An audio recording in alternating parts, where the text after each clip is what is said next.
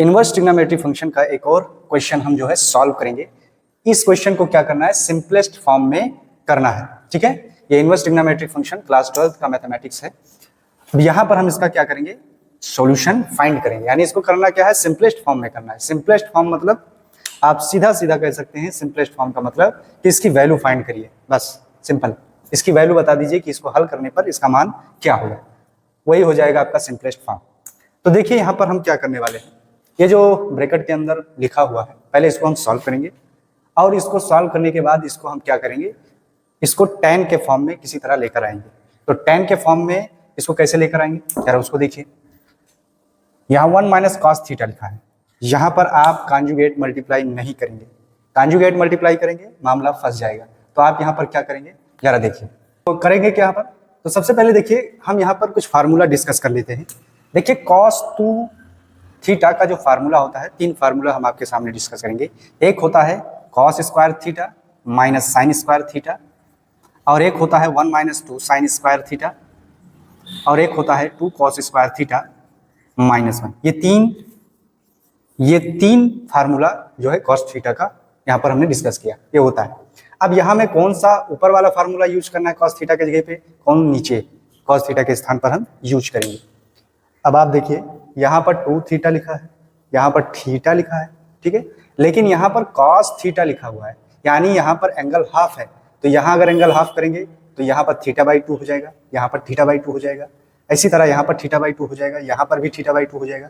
अगर यहाँ थीटा लिखा जाएगा तो, यानी कहने का मतलब अगर थीटा यहाँ पर होता इस फॉर्म में तो कैसे होगा, यहाँ पर 2 से भाग करेंगे तो यहाँ से भी करेंगे, यहाँ पर भी करेंगे।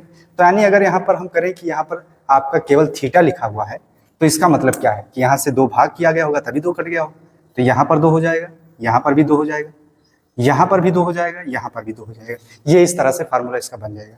ठीक, तो अब यहाँ से हम इसका सॉल्यूशन फाइंड करते हैं और देखते हैं कि इसका सॉल्यूशन क्या होगा। देखिए यहाँ पर लिखा है 1, हमको ऊपर tan, इस पूरे को tan लाना है। तो यानी यहाँ पर हमें cos के जगह पे क्या, इन तीनों में से कौन सा पुट करेंगे, यानी ऊपर साइन स्क्वायर आना चाहिए और नीचे cos स्क्वायर आना चाहिए, तभी tan के फॉर्म में बनेगा। तो cos थीटा के जगह पे क्या रखेंगे हम, ये वाला फार्मूला रखेंगे। तो ऑलरेडी 1 लिखा है तो 1 हो जाएगा, और cos थीटा के जगह पे इस फार्मूले को हम यूज करेंगे। तो cos थीटा के जगह पे यूज करेंगे इस फार्मूले को, तो ये माइनस है, ऑलरेडी माइनस है यहाँ पर, तो ये माइनस है, तो यहाँ पर क्या हो जाएगा, 1 हो जाएगा, माइनस का 1, और माइनस माइनस प्लस हो जाएगा। तो ये हो जाएगा 2 साइन स्क्वायर थीटा बाई 2। नीचे क्या हो जाएगा, जरा उसको देखिए, नीचे कौन सा तीनों में से यूज करेंगे, तो नीचे अब की बार इसको यूज करेंगे। इसको जब यूज करेंगे तो 1 1 कैंसिल हो जाएगा, राइट। तो ये हो जाएगा 1 प्लस cos थीटा के स्थान पर लिखेंगे 2 cos square theta by 2 minus 1।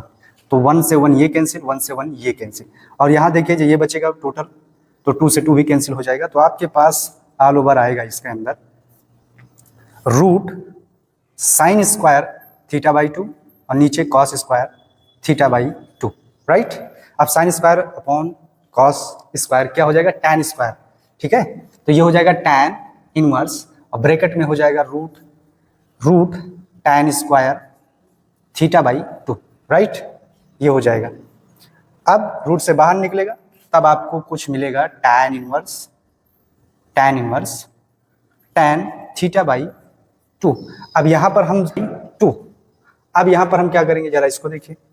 अब आप रूल जानते हैं कि tan इनवर्स tan थीटा बराबर होता है थीटा के, ठीक।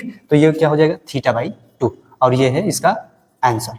यही यहाँ पर ब्रैकेट नहीं लगाया, ब्रैकेट लगा दें।